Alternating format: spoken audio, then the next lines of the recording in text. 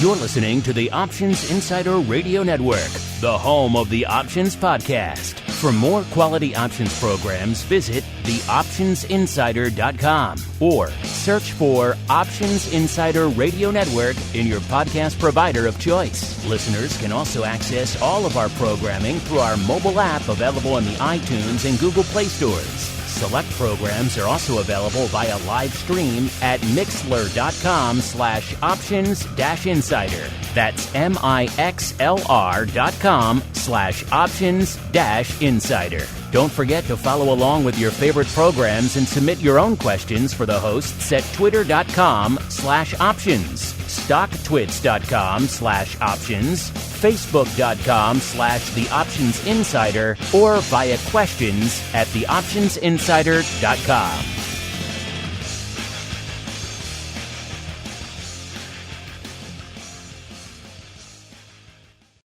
And now, it's time for the show that breaks down the options market. From unusual activity alerts to market analysis, strategy overviews, listener questions, and much more. If it involves puts and calls, then our all-star panel will break it down. It's time to hit the option block with your host, Mark Longo from the Options Insider Media Group, and co-hosts Uncle Mike TOSAW from RCM Asset Management, Andrew the Rock Lobster Giovinazzi from OptionPit.com, and Mark the Greasy Meatball Sebastian from OptionPit.com. And now, get ready to hit the option block.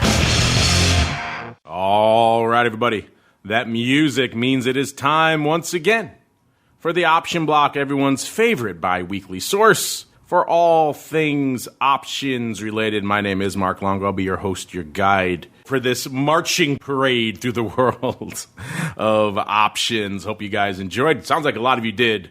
Our mega special. My voice still holding out this week, which is impressive given how much talking I've had to do this week. Remember, if you like what you hear for the special, for this show, for anything we do here on the network, keep those reviews coming on your platform of choice. It really does help new people continue to discover the network in these troubled times. We've all seen the explosion of new retail, Robinhood, and other platform options traders. We had Henry on our special saying there's 1 million one-lots hitting the market these days that didn't exist a year ago. Those one-lots have to go somewhere. They have to learn about those options things and volatility and everything else somewhere. So make sure they continue to discover us. Leave those reviews in your platform of choice. Keep those questions coming too, especially for a day like today. It's Thursday. We get to open up the mailbag a little bit, which is always fun. Let's see who else we're hearing from today. First, let's go out to a tranquil hamlet out in the hinterlands of Chicago, where we are joined once again by the uncleist of Mikes, Mr. Uncle Mike TOSAW from St. Charles Wealth Management. Uncle Mike, welcome back to the program. Have you recovered from the epic 4-hour election night special, sir? I think I have. It's exciting, but it's something we continue to watch, which I'm sure we'll talk about today. And I got to say, I thought that we would have a winner that night, especially right after Texas and Florida were called in Trump's favor. So with that, I owe Dan Passarelli $1. Dan, I acknowledge that you were right, I was wrong. So I'm keeping up my part of the deal.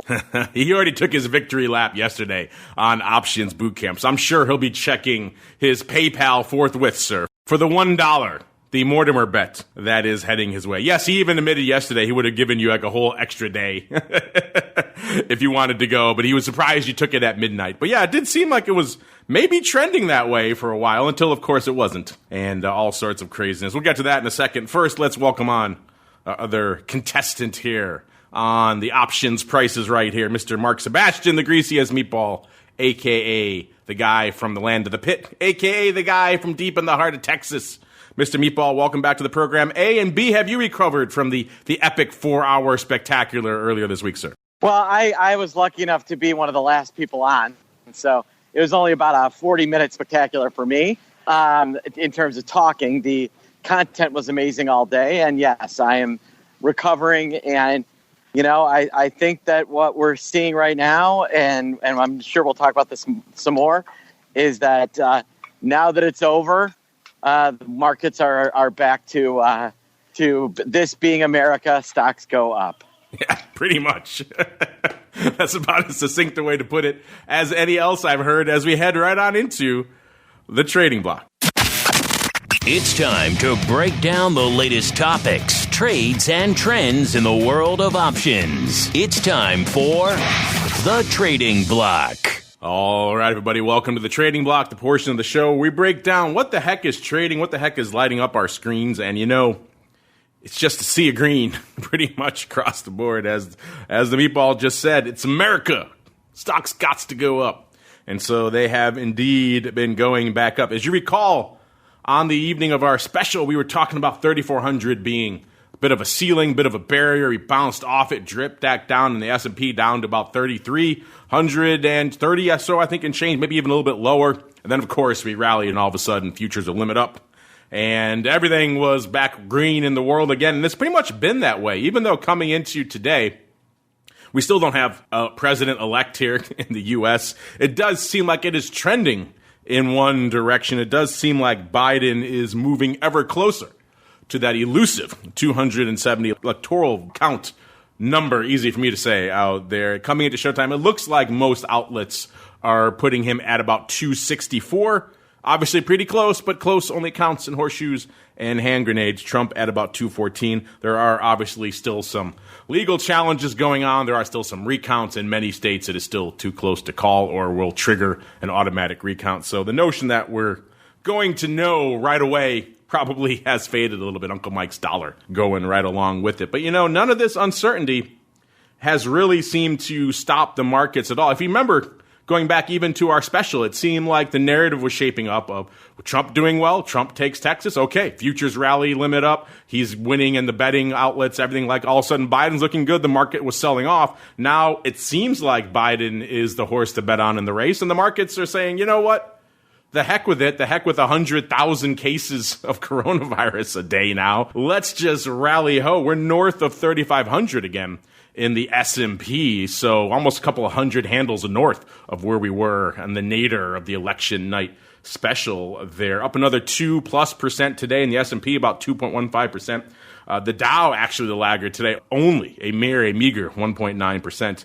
And the NASDAQ roaring ahead, up nearly 2.5% today. And of course, all this means a lot of that vol we were pricing in on our last show on Monday has gone the way of the dodo. What were we saying on the election special? What did I say? I think I said we were going to be at about 27.5.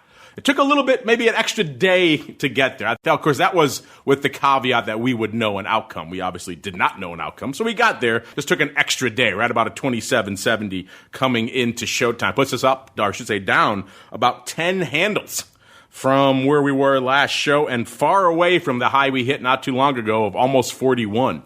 In the VIX cash, about 40.70. Our old friend VVIX taking a break as well at about a 118 at the start of the show. That puts it down, a whopping 23 handles from where it was on our last show, and down even more from the high of 154 it hit not too long ago. VXX, a product that seemed like it really didn't have much time at all for this election bump. It kind of rallied a little bit, but we talked about on Vol Views how that bump was kind of anemic. It seemed like it was just wanting to get back to the downside, and now it is back again. Coming into showtime was at about 21 3/4, down about 4 handles, and well off the high it hit of 27 3/4 as well. And that was even a pretty anemic high if you look at what VXX was up to. And our newest addition to the Vol space, aka Vol Q.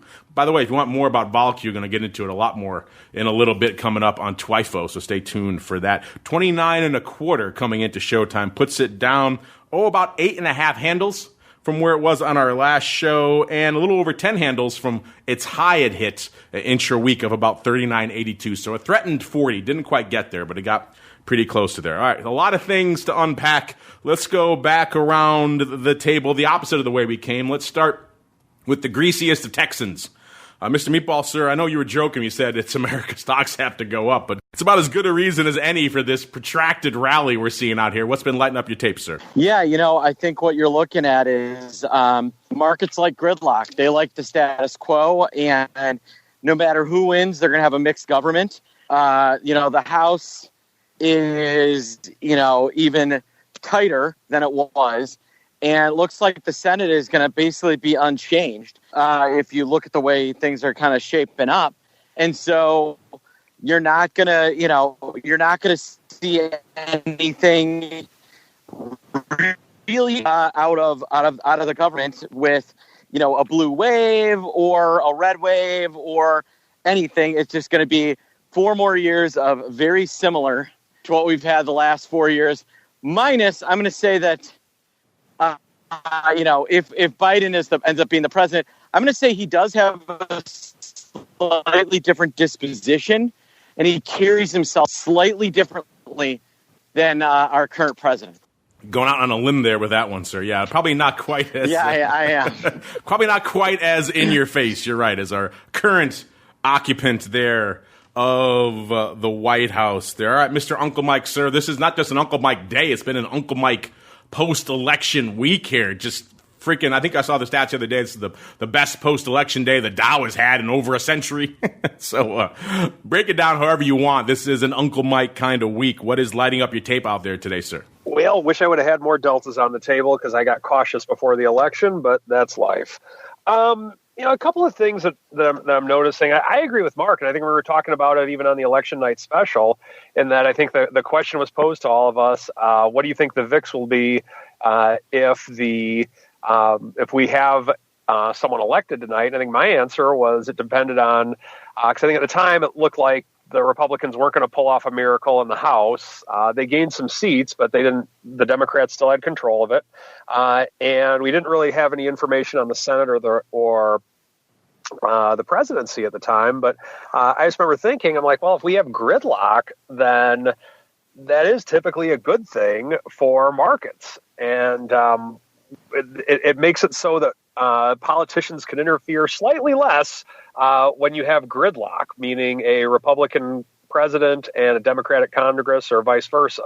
And if we have the Republican the Republican Senate, Democratic House, Democrat or Republican president, we have that. So that is one reason for the rally. And my other theory as to why we are rallying is that I believe that at least the start of this was short covering, because I'm willing to bet that there was at least 1 or 2 shorts out there going into the election, just taking a flyer in that, thinking, okay, if we have chaos after this election, there's a lot of reason to believe that there was chaos. Let's just be short. And when it looks like at least we're not going to have chaos, then I think there was some people covering their shorts, or the fact that we had dipped a pretty decent amount going into the election, people were covering their shorts just for taking profits. So in terms of where things stand right now, it still is, in theory, Trump can win, but it's really not likely.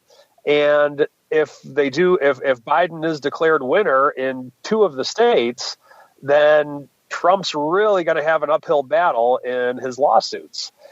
If Trump is declared the winner in Nevada, Georgia, North Carolina, and Pennsylvania, and that's the case, then obviously he would be considered the winner, of course. But if it is to the point to where Trump wins 4 out of the 5 of them, and he's able to sue in 1 state, then we may have the chaos that we were thinking about. We may have a Bush-Gore repeat. But in order for that to happen right now, Trump's really going to have to draw to an inside straight for that to happen.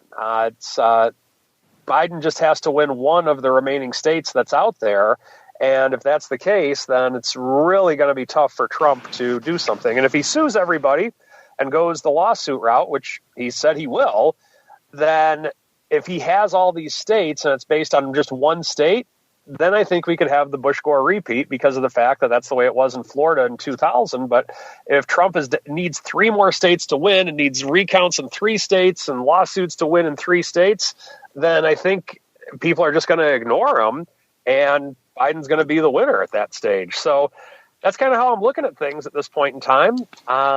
It ain't over yet, but it's really, really Biden's leading by 28 points with about 4 minutes left to go in the 4th quarter.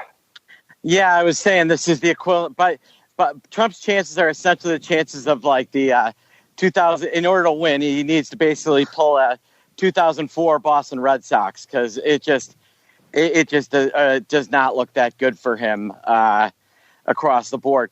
But one thing that's interesting, I think we did bring this up on election night, was, people forget Joe Biden and Mitch McConnell are like really, really, really, really good friends. And, they've been buddies for a very long time, spent years and years and years in the Senate together, hanging out.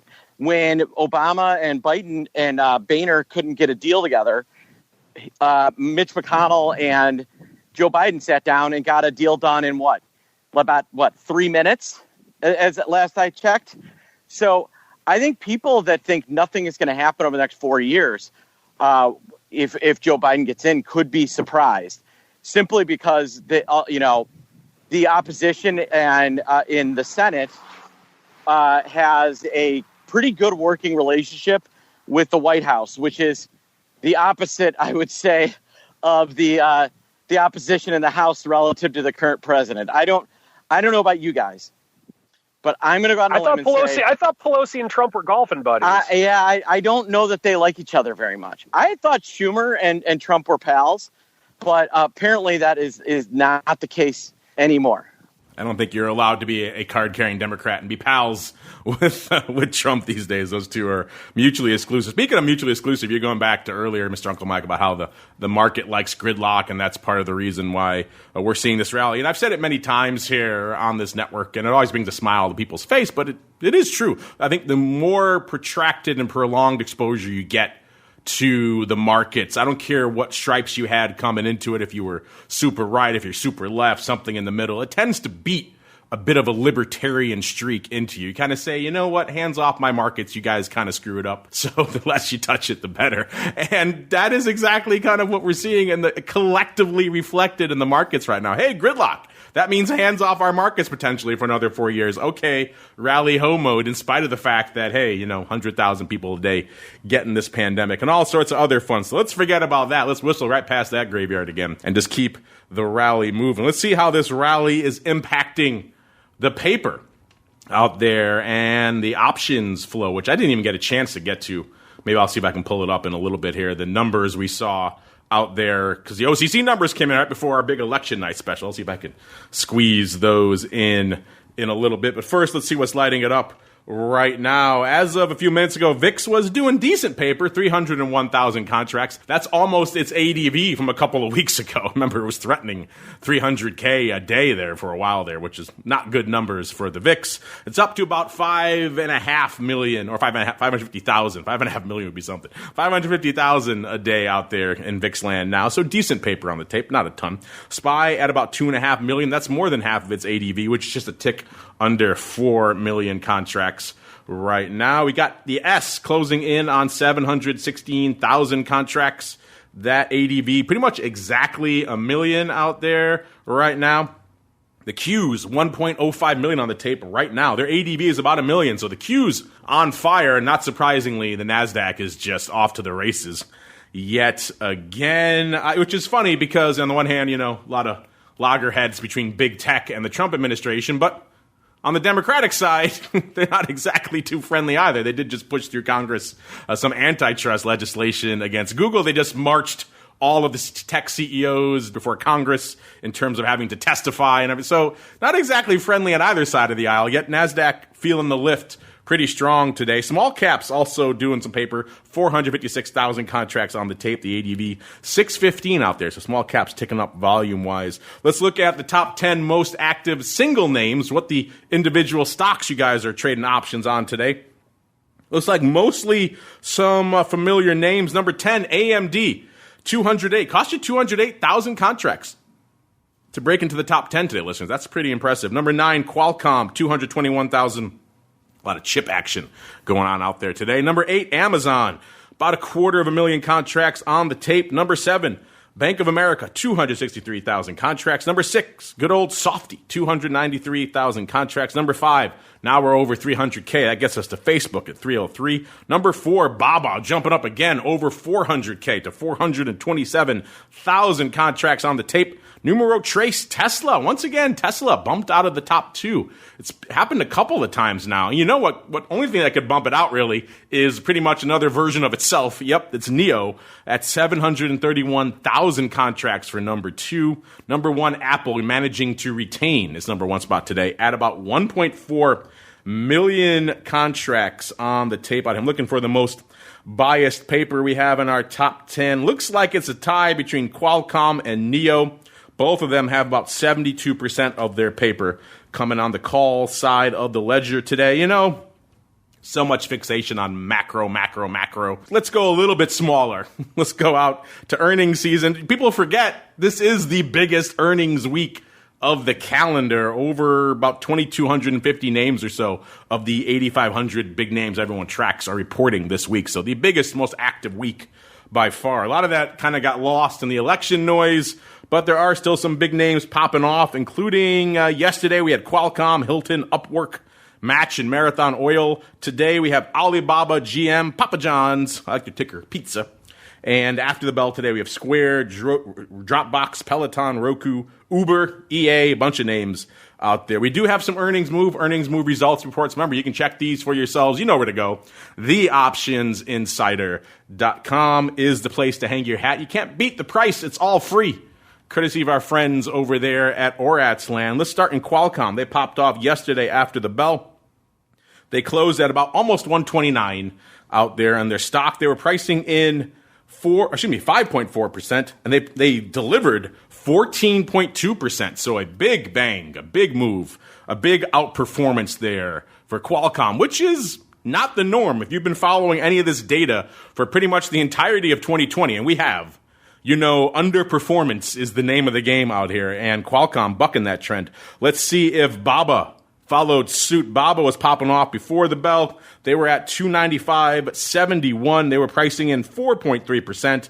And as of this report, they had delivered about 4.8%. So pretty much in line with what they were looking at. Let's see really quickly if they're still moving out there, if they've moved, and 289.5. So actually, yeah, they have pretty much gained back some of that, so they've moved even less now. So underperformance, kind of the name of the game out there. Let's go to Pizza, a.k.a. Papa John's. They were before the bell today as well. They were at 76.11 going into their earnings. They were pricing in 6.6%. They delivered, get this, 6.7%. So almost a perfectly priced straddle out there. Let's see if there's any surprises on that front. No, they're pretty much right about 81.5 still, so right about almost exactly in line with that straddle. Match Group, we've been talking about them a lot on the show lately. Remember, they're the kind of infamous sizable line in the sand puts that I've been breaking down with the Rock Lobster now for a couple of months. You saw them go up for size in September. They worked out. They went up again in October. Kind of worked out again, it seems like.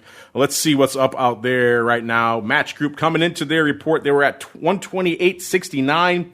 They were pricing in 8.1%, and they delivered 5.6%. So, yet again, underperformance, the name of the game out here in all things earnings this week. Let's see if we can find a few more out here. Let's go out to some interesting second. Let's go out to SeaWorld. Ticker symbol C's. They were on before the bell today as well. And let's see, they were at 23.36 when they went into their report. They were pricing in 9.2%. Pretty hefty straddle, and they delivered about half of that, a little over 5%. So, a little light on the earnings vol front. They're still pretty much at that level right now. So, yeah, interesting stuff. The season is shaping up a little bit differently than it has in seasons past. They were, they so far were at about 96% in terms of how much vol was priced in versus how much movement has actually been delivered in the post-earnings amount. So actually pretty close to 1-to-1. This is the closest season we've seen yet. But then again, it's just kind of getting rolling, so we don't really have all the numbers by far. You can check all that out for yourselves, the earnings move results, and the earnings season reports for free. You know where to go, theoptionsinsider.com. Let's check really quickly on some of the numbers we got coming out from our friends over there at OCC. Let's see how this crazy election volatility and everything else has been impacting options. And spoiler alert, it's yet another kind of record-breaking number out here. October volume up 41.1% from a year ago. Remember, OCC takes the other side of all of your options trades, so they have a good handle on how many things are being printed out there right now. Total OCC volume in October,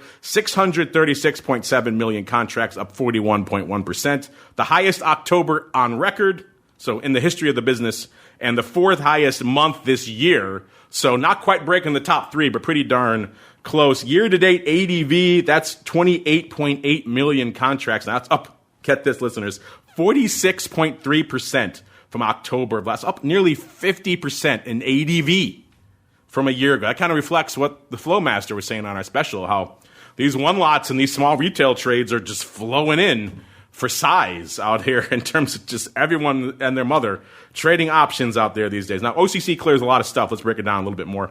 Options, that's where we like to hang our hats. Exchange listed options volume, 633.3 million. That's up 42.4%. Let's drill down a little bit further. Equity options, that was 597.9 million, up 48.5% from October of last year. Cleared ETF options, that was 194.7 million. That's a 17.9% jump from last year, and then we keep kind of dropping it further as we go down the buckets here. Index options has been another one that's kind of been a dark spot for a while here, and continues to be the case. 35.4 million contracts with index options, a 15.3% decrease. That also probably reflects some of that retail flow, because they ain't trading SPX, even though Henry did allude to some weird and mysterious one lots in the SPX, and I kind of want to dig into that a little bit as well. Year-to-date ADV is about 28.6 million contracts. That's a strong number. Futures, another area where not exactly a bright spot. OCC, pretty much the only future left that they clear are VIX futures. Remember, the Bitcoin futures from SEBO went the way of the dodo.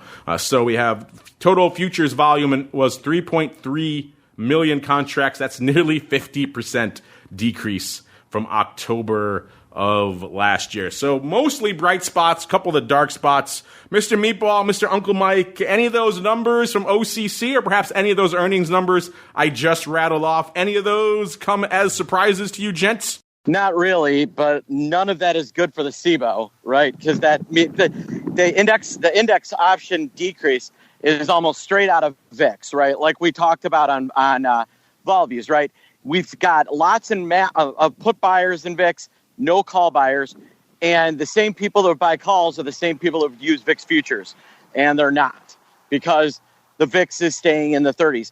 The CBOE, the SEBO Global Markets, sorry, I'm not allowed to say CBOE anymore, is openly rooting for the VIX to go back to 12. I mean, they should be at this point, because it gets its use case back. Right now, the only paper we're seeing is inputs, and so you do have retail paper in there, but they're buying puts on VIX, or as Henry said, they're buying short-dated expiration calls, trying to catch these 60, 70-point days on the upside. Funny you should mention our friends over there at CBOE Global Markets. You're right, because the numbers coming out of them, not exactly gangbusters out here. They had a total market share. Remember, that's how much of overall options volume they control out there. 32.4% for Q4. That sounds like a commanding amount, but it's down from about 39% this time last year. That obviously reflects more paper shifting away from the products that are proprietary to SEBO, like SPX and VIX, and into the multi-listed contracts like your Apples and your Teslas and your Googles and everything else that trade pretty much everywhere. And SEBO pretty much reflected that and acknowledged that in their report. Their share of multi-listed options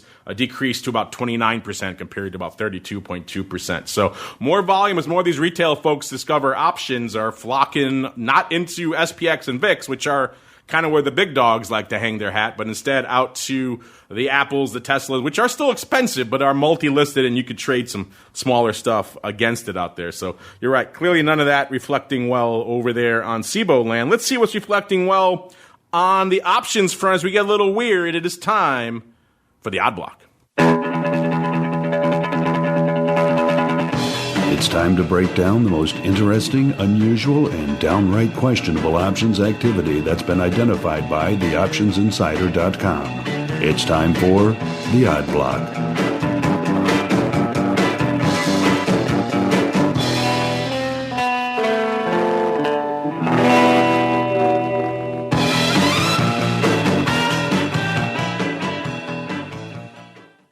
All right, everybody. Time to get weird, time to get wild. Mr. Meatball, the Rock Lobster is always bugging me to go back and review some of these trades that we profile here on the show. So we're going to kick things off reviewing some PepsiCo. Can you handle that, sir? Do you have your way back pants on? I'm always wearing Rarely am I wearing pants, but when I do, they're way back pants. Yes, you do like some throwback bell bottoms and some other things in your fashion repertoire over there. I'm going to kick things off, listeners, like I mentioned, in PepsiCo. Ticker symbol PEP. Put a little pep in your step with some caffeinated beverages like I'm doing right now here in the studio. And I did a lot during our special to keep me rolling there. At the time, we're going to dial back our Wayback Machine to October 1st, so not too long ago, a little over a month ago. At the time, we profiled a 10,000 lot of the October 142 calls going up for $1.06. It was a pretty tight market. They were $1 at $1.07. They went up right off the offer there. And let's see. At the time, the stock was 138.70, so it was about 2% out of the money. Worth noting, they had earnings that day, so it was kind of a bit of looks like a post-earnings overwrite out there or I should say post-earnings call love, really, in a little bit of PepsiCo. It was trading a lot of volume that day. It was the second highest volume day out there in terms of how ORATS likes to break it down, their volume versus their average volume, and they were pretty much number 2 on their list that day. So PepsiCo was trading it up as a result of their earnings. And this one is kind of a bit of a heartbreaker if you break it all down. By the way, spoiler, you want to know where they're trading right now, listeners? They were at 138.70 when this trade went up. They just ticked. They're exactly at 138.70. Again, so a whole lot of nothing, but actually a lot more unfolded during the lifespan of this trade. This trade actually worked out pretty well. This went up on the 1st. The stock kind of took off shortly after this trade went up. By a couple of weeks later, it was trading 143.5.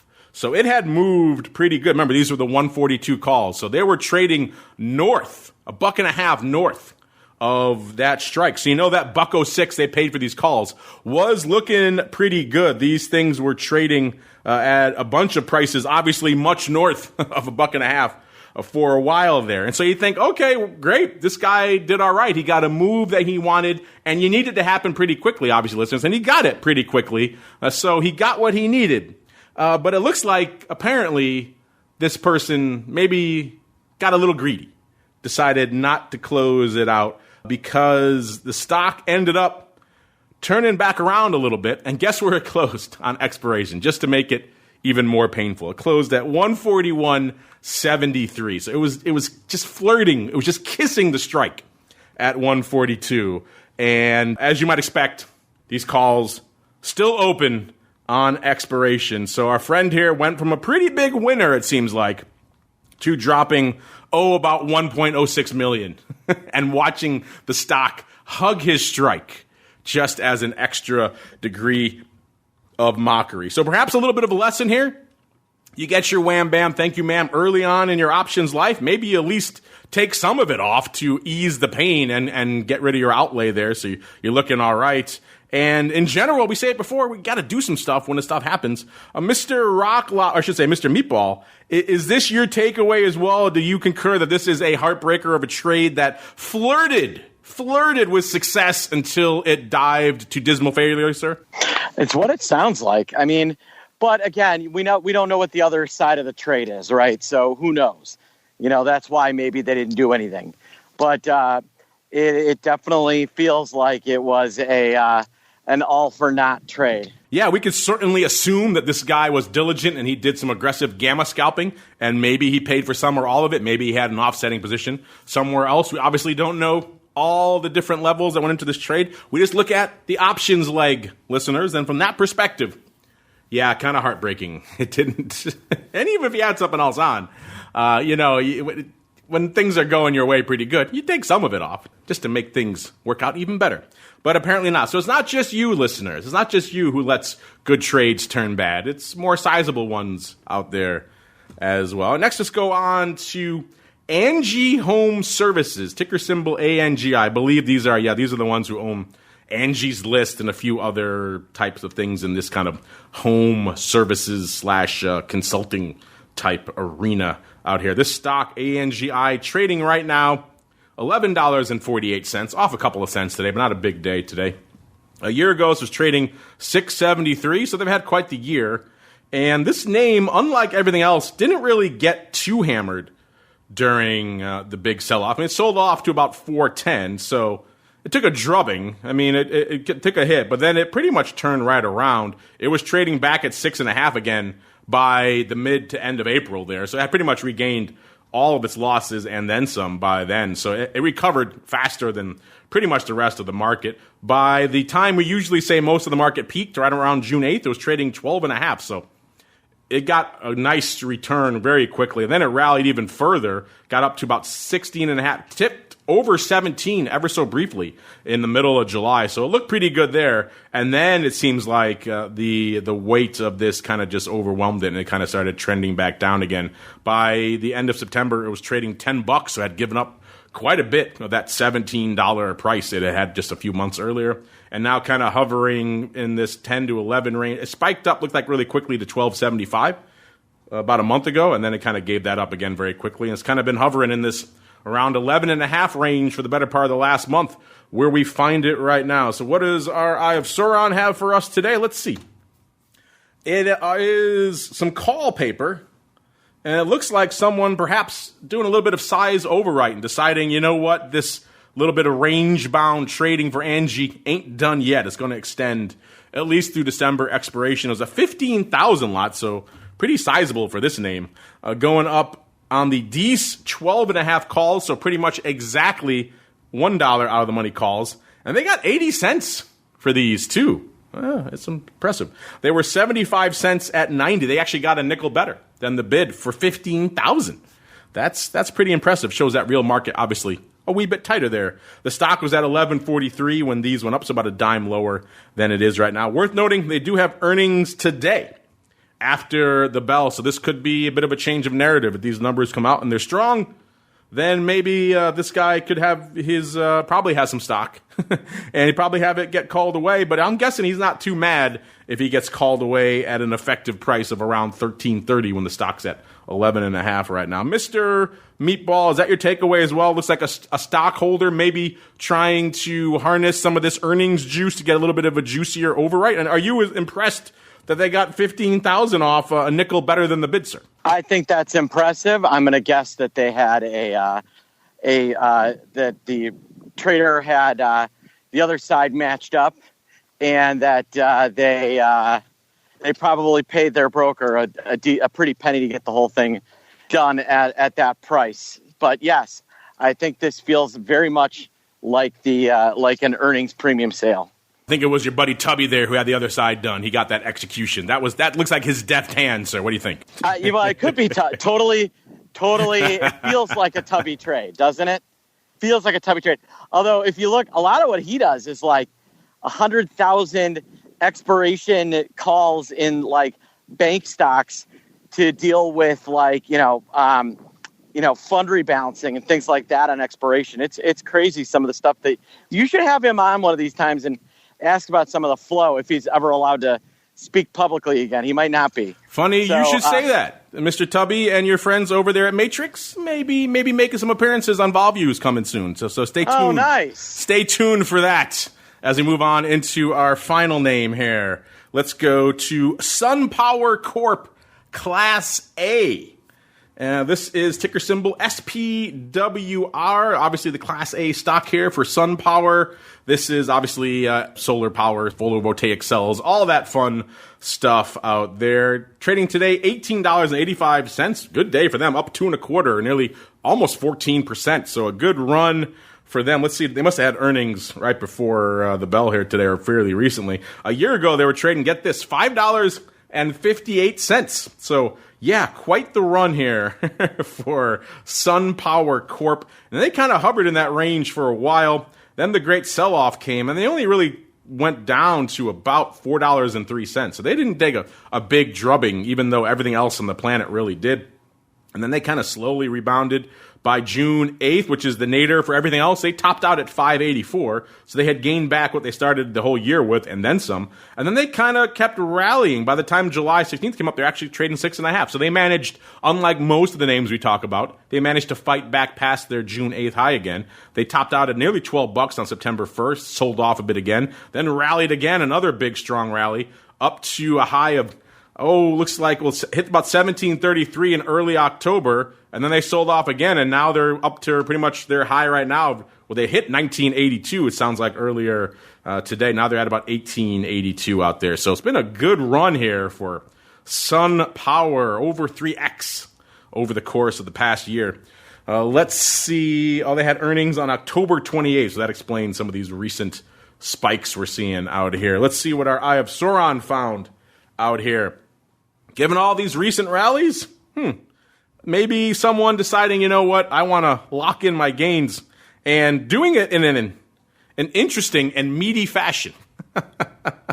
We've got the Jan 20 puts. Yes, 20 puts, so $1.20 or so in the money puts, going up 11,454 times for a whopping and a meaty $4.30.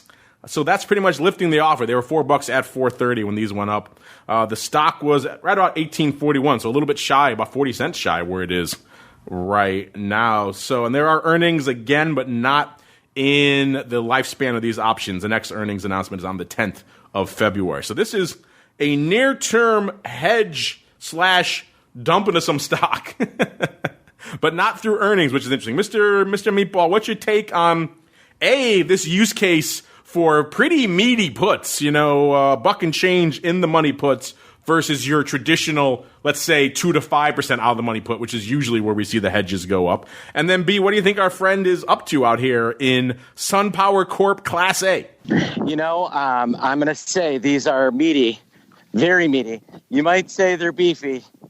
They might even qualify as meefy. These are some of the meatiest. I don't know if they make that. That's a high bar to clear to qualify for meefy. You got to be at least, I think, $8 worth of premium to be meefy. These are pretty darn meefy, though. For a name like SunPower, I mean, you're buying a put that's what, 25% of the value of the stock. It's pretty impressive. This appears to be, I don't know if SunPower is hard to borrow or anything like that, but this definitely could be somebody trying to, get synthetically short and or maybe dump out of their stock at a specific price, and they only want the stock if it really rallies above 20. That would be why you might do something like this. But, given how in the money they are, this could be just a simple de facto, way of playing short stock. I'm looking here, and yes, they are short sale restricted. So that would certainly give a little bit more reason behind why they are willing to buy such meefy, as you put it. A term I'm not familiar with. I do believe you coined that. Meefy puts out here. So you know what? That makes a little bit more sense as to why they might want to gobble these bad boys up. We'll keep an eye on these. We'll come back to these.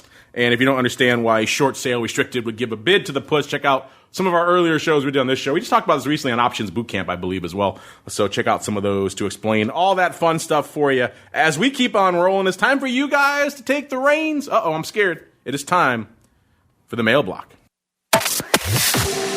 It's time to take your seat on the All-Star Panel as we read your emails, tweets, Facebook messages, website comments, and much more. It's time for the Mail Block. All right. Welcome to the Mail Block. You guys take the reins, your questions, your comments. We asked you guys some questions earlier this week, too, including one during our live election night special. I was fascinated at just how tight this poll was and remained pretty much the entirety of the evening until it expired, which I guess reflects the sentiment in our country. We are very clearly divided when it comes to political choices, and you guys were very clearly and evenly divided when we asked you on election night, do you think we'll have a clear victor? And we gave you 3 choices: yes, definitely; no, it'll take days; or I don't know. And 44.8% said yes, definitely. 47.1% ended up taking it with what turned out to be the correct answer: no, it will take days. But that even was probably about the widest we saw it. It was neck and neck within a fraction of several times throughout the evening when I checked it. They were both exactly equal percentages, which is a little bit eerie when you think about it. And about 8% saying, I don't know. So yeah, you guys kind of as split as we were here on the panel, including Uncle Mike, threw a good $1 away on such wagering. Speaking of the election night special, we got Jay 4340 chiming. I do believe he's our regular foodie, sends in all sorts of food recommendations and explanations. He said, thanks for the election night live show, guys. It was a lot of fun and made watching, in parentheses, but not listening to the news coverage bearable. Thanks for being a sane voice in a crazy time, and thanks to all your guests as well. Best analysis of the night. Well, thank you very much, Jay, and everyone else out there who expressed similar sentiments. Yeah, that's what we tried to do. We tried to make it a sane repository. In these kind of insane times, it's kind of hard to find that. You turn on any different channel or any different website, they're all coming at you with whatever agenda they have, and it works for them. It makes a lot of money getting people all riled up. And so we thought, let's be the opposite of that. Let's try to talk you off the ledge, provide some sort of sane resource. And the use case he described is exactly what we planned. Hey, you can leave your shows on, just mute them, and turn us on so you can listen to us while you watch something else. It's a perfect use case for our election night special, particularly as it went on, clearly nearly 4 hours. So thanks to all of you who enjoyed it, who wrote in, who listened, who had a fun time out there. We appreciate all of you as much as you appreciate us doing it. In fact, I might even go out on a limb and say maybe even a little more. All right, next up, Relja. Relja wants to know, do you guys offer a subscription? Well, funny you should ask that, Relja. Not really yet, but we get this question a lot more these days, as you might imagine. People want to do something extra to maybe support the network, or maybe they want to just get out there and have us offer some sort of premium type programming. And we considered that since the beginning. I never really saw a use case that made sense, and I thought maybe something that offered something, an additional added value beyond what we talk about here all the time on the network. But it seems like some things like that might be starting to shape up. So stay tuned to that front. Nothing to announce just yet, but I think there might be something for all of you out there who are always asking, hey, how are ways I can get involved in the network? How could I support it? You guys do great content. We want to thank you for that. So we are brainstorming some ideas along that front. So Relja and everyone else who has questions like that, stay tuned. All right. Oh, we got our regular questioner in the chat here. Remember, if you guys listen live, if you ask questions in the chat, you get bumped up to the top of the list because we like you guys a little bit more than everybody else. I'm just kidding. We like you all equally. But Tony Weber, frequent question. He wants to know, you ever put a trade on to play the Fed decision? Market seems to drift down after. Those days, a little less exciting now than I think they were a year or so ago. Not as much juice in that Fed decision. I don't know. Uncle Mike, sir, are you a big fan of putting on trades to play the Fed decision, sir? Can't say that I ever have. I like boredom. I don't like excitement in trading. Trading's exciting enough when it's boring, so it's not my thing. I know a lot of people that do it. I'm just more of the type that likes to just quietly all of a sudden having a boring account or whatever, and then all of a sudden one day it's up significantly and wondering what the heck just happened there. I kind of like that more than anything, and just for playing exciting news and that type of thing, it's not me. I like just doing my thing and taking small little gains, and then people don't look at it for a while, and then all of a sudden like, whoa, what happened here? That's my MO. Mr. Meatball, you're out there managing money. I think the heydays of the Fed trade may be behind us for a little bit, but are you putting anything on around FOMC, which we just saw again this week, kind of a bit of a whimper? Not recently, just because there's really been, it's not been the headline. It's not been something where people, where it's been a good trade. But back in the day when you weren't sure what they were going to do, when there was not some lack of clarity, when, markets were positioned one way or the other, it was a really fun way to try and make some money that just currently is not there right now. So no, the Fed is, the only real way to try and play the Fed is maybe in the bond market in, something like TLT. But even that's been, I think a little bit more boring lately. Yes, indeed. Speaking of boring, someone came a little while ago. I've kind of held off on it because it's not really my area of enjoyment. Big Ted wants to know, any thoughts on the Biden tax plan and how it treats 401k contributions? Will this hurt the options market and brokers, and he includes a link to the Biden's tax plan. Again, this is not exactly. I'm not a CPA, not a tax guy, and it seems like the Biden tax plan may be in favor right now because he's closing in from an electoral perspective. I don't know, Uncle Mike, you guys on the advisor side have to pay more attention to these types of tax stories. Have you done any due diligence on this yet, or are you kind of waiting to see who wins before you bother?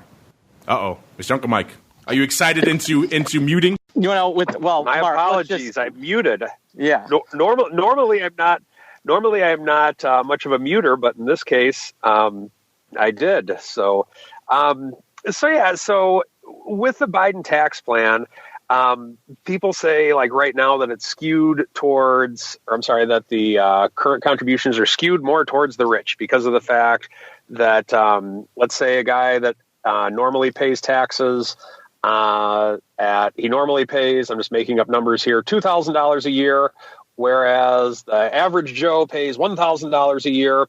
Well, the rich guy is going to get twice the deduction for putting money in his 401k than the average guy because he's in such a higher tax bracket. And so what Biden's proposing is he wants to, I'm using air quotes here, equalize these benefits, which they're talking about giving a tax credit to the lower income earners. Now, whether that's good or not, I don't know because of the fact that I don't know what else is in the fine print. And so that's kind of the initial thing that people are talking about right now. But the rest of it I have not looked at as of yet. But I think with that, I'm not sure if that would be good or not, just because it's a lower income tax credit to people with lower income. But with anything, there's always going to be catches that that are with it. So make sure you read the fine print, which if Biden wins, I guarantee you I will be. But that's the initial gist of it. There you go. Uncle Mike, he gets to chime in on the tax ones for us. Really quickly, you're kind of run up against it. Got another one coming in from the live chat. My boy Luigi, I like the hand. I recognize that handle. I like to see some of the regulars popping in there every now and then. We have people from all over the world in that chat recently this week. We love all of you. Good to see some regular names popping in there as well. My boy Luigi wants to know, when you mention hitting the bid and lifting the offer, what do you mean? Catching those prices? Exactly. Yeah, that's pretty much what we mean there, Luigi. Let's say you go out to see an option and it's listed 95-cent bid offered at $1. If you're hitting that bid, you are selling however many contracts you have exactly on that bid price. You're selling them for 95 cents. You're not working it at 96 or trying to split the difference at 97 or 98, anything like that. You're hitting the bid. It's posted a bid for 95 cents for however many are listed out there on the MBBO, and you are hitting it for however many you want to trade. Doesn't mean you're going to get all of them off if you want to do 10,000. That's why we're talking about all these size trades, sometimes trading through the bids or around the bids or through the offers. But if you just have like a 10 lot to go, you should be filled. That said, people have been writing into us with some weird questions lately about, hey, I'm not filled on this and I'm trying to hit bids and lift offers. And that's kind of strange to me. And I need more details when people send us that, exactly what they're up to. I'm assuming they're probably trading spreads, which is where those issues tend to come in. But if you're trading single legs and you've got a few contracts to go, like a 10 lot, and you're trying to, let's say the other side, lift the offer. So in our case, we're offered at $1. You're trying to just pay $1 for your 10 lot or whatever you got. And in that case, most of the size you guys probably want to do probably should be filled and filled pretty quickly. If you got to do like 100, maybe not. But if you're trying to do like a 10 lot on some of these things, you probably should be filled out there. So yeah, selling at the bid price, paying the offer price, not messing around in the middle. That's what we mean by hitting the bid and lifting the offer. As we head right into our final segment, it is time to go around the block. It's time to tell you what we'll be watching on our trading screens until the next episode. It's time for Around the Block.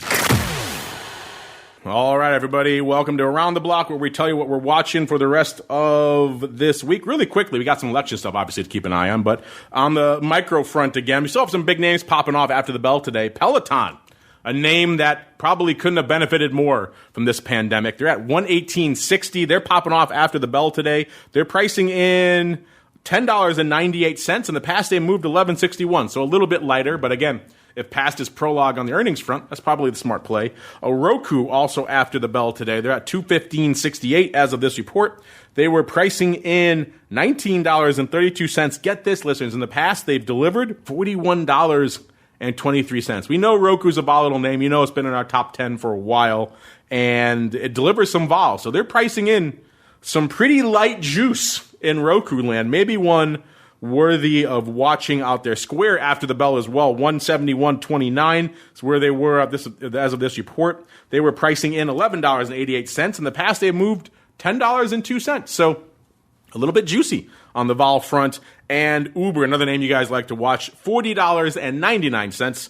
They were pricing in, $2.45. In the past, they've moved $3.01. So a little bit lighter out there. But maybe Roku might merit a little bit further attention of these names that are popping off after the bell. Let's go back around the horn. Mr. Meatball, sir, what do you keep an eye on for the rest of this week, at least until we can all gather here together on Volatility Views tomorrow? Well, you've heard of the reflation trade. I'm wondering when we're going to have the recycle trade, and that is sell Peloton, buy SoulCycle. Because, if we do get COVID, a COVID cure, I think that is the recycle trade could be a huge winner. And so, I'm watching a bunch of earnings. I think watching elections still matter, I suppose, but not this one, apparently not that much. And really, I want to see with the S&P at 3,500, where to now? Is it going to make that run at 3,600?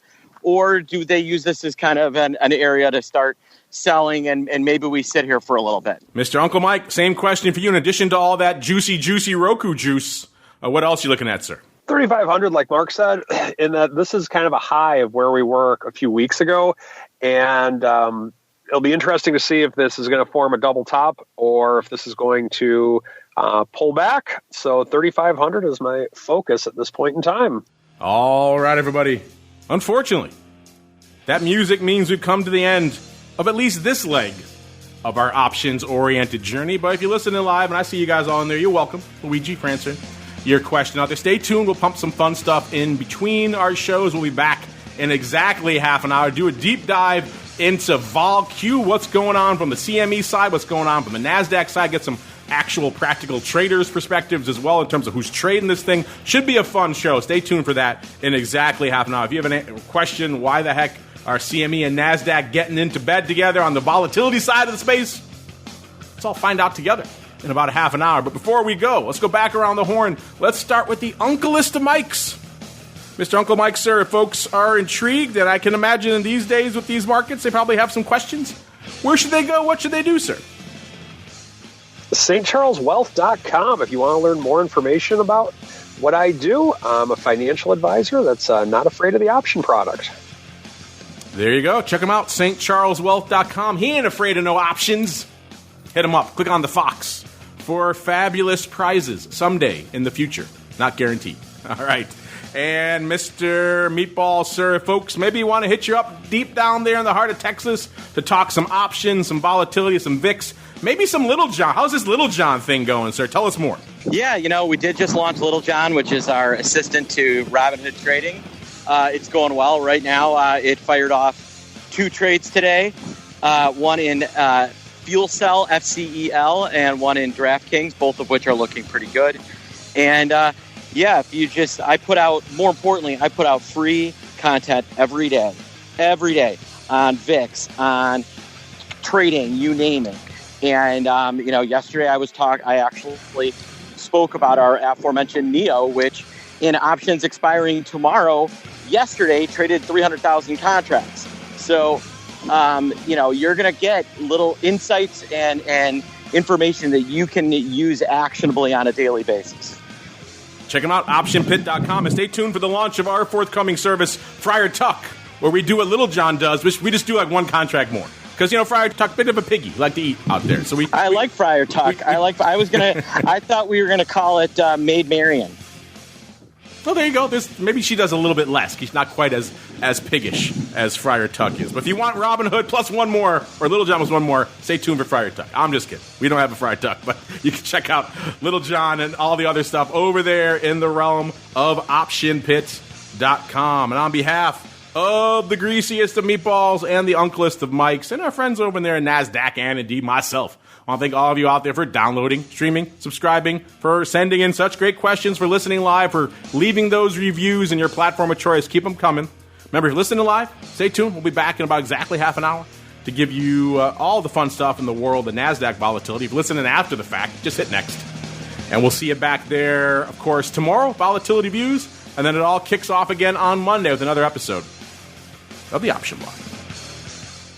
You're listening to the Options Insider Radio Network, the home of the Options Podcast. For more quality options programs, visit theoptionsinsider.com or search for Options Insider Radio Network in your podcast provider of choice. Listeners can also access all of our programming through our mobile app available in the iTunes and Google Play stores. Select programs are also available via live stream at mixlr.com/options-insider. That's mixlr.com/options-insider. Don't forget to follow along with your favorite programs and submit your own questions for the hosts at twitter.com/options, stocktwits.com/options, facebook.com/theoptionsinsider, or via questions at theoptionsinsider.com.